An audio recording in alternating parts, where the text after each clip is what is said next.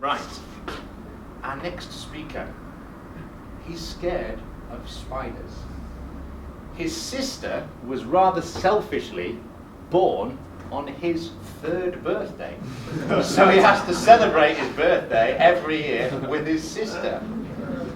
And he told me this wonderful, wonderful fact that he also said he thought he might regret. Apparently 70% of people mistake him for guac wang.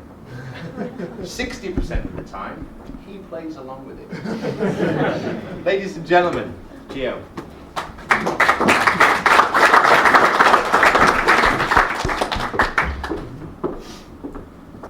I think I cheated here. I think I've got 21 slides. That's just an introductory for when you're reading out the facts. I'm letting it.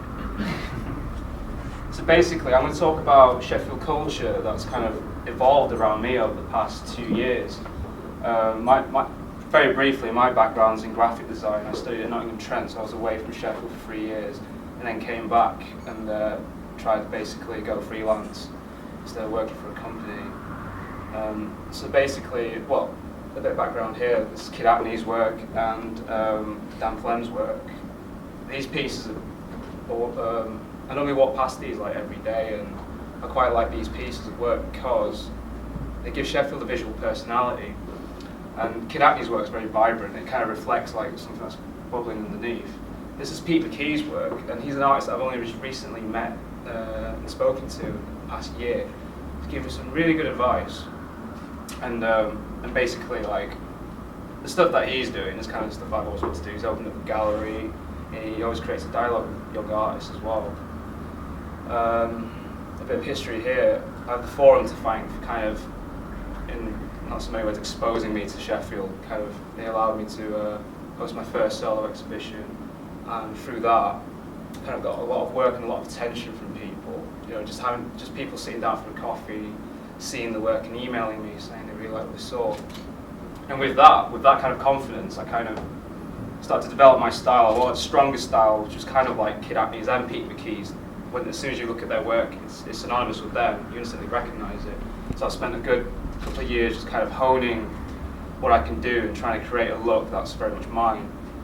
And then during that time, as I was getting more work, my friends were opening a shop, so I became a third partner in Arcade, which is in the Forum in Devonshire Street. And basically, we wanted to open up like an independent boutique that sells clothes and design homeware.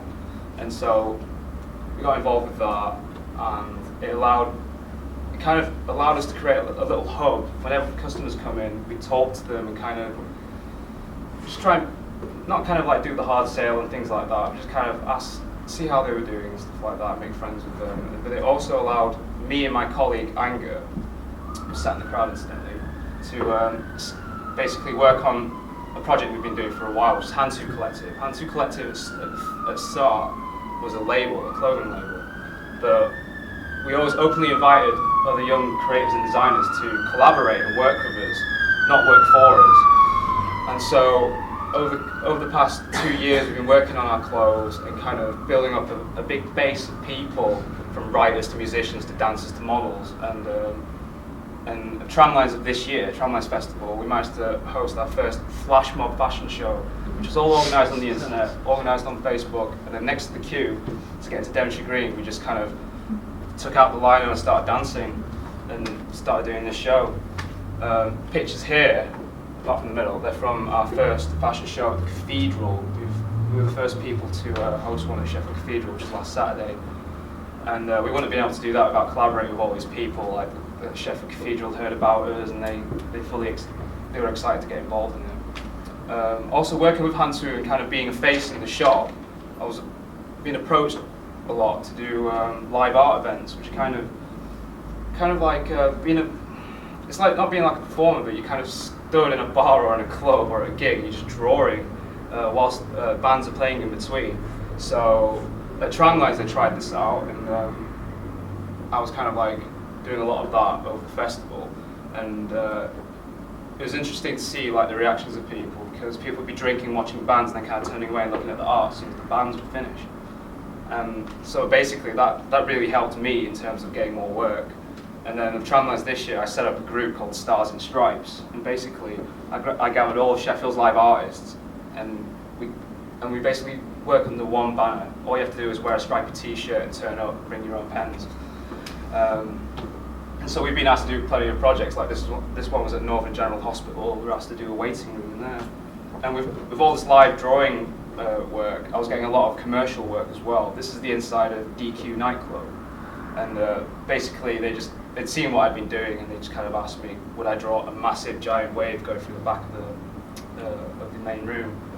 And so I obliged, took 10 days to do it. This one's at Ledyard Jepson. It's a graphic design and marketing company. They just wanted me to kind of do something in their waiting room as well, when clients are waiting around and looking at the walls or whatever. And this one's at Hair Candy Hair Salon on their reception wall. All these projects I've got off the back of like doing hand-to collector stuff and kind of doing my own work as well. All the work in Sheffield kind of took me outside of Sheffield as well, because a few companies around the Yorkshire region were kind of looking at what I was doing and getting in touch with me. This is some work I did for JDA, who are based in Leeds. They're a marketing company as well. And it's got to the point now where I'm allowed to have free reign on the work that I do. People just kind of go, here's your room, do whatever you want to it. So I can just draw little characters like running around the room and things like that, and hide little characters and like in nooks and crannies. And I get emails like weeks later going, I found a character, did you put that there? Yeah. And this is just more kind of like recent work that I've done for Tramlines. During Tramlines they set up a little newspaper to kind of review all the gigs that happened, and these are some of the illustrations I've done for it. And then Pete McKee kindly asked me to be involved in his cover version exhibition, which basically the brief was to redesign your favourite album cover. And so, well, I picked Radiohead, and me and Dust Collective were the only ones to do a back and a reverse. So I was quite chuffed about that. And this piece was commissioned by the Millennium Galleries for their Teatopia exhibition, and basically it's a tea towel. And there's a company called To Dry For. They sell a lot of tea towels online, and they basically commissioned me to do this. My first piece in a big gallery, really. I was quite proud of that. And I'm closing off on one of my favourite images that I've made over the past year, which basically I think anyone from Sheffield knows what these are. And I couldn't help but think when they were going down, I would love to be the person to press the button, just to kind of see how it feels. I didn't press the button.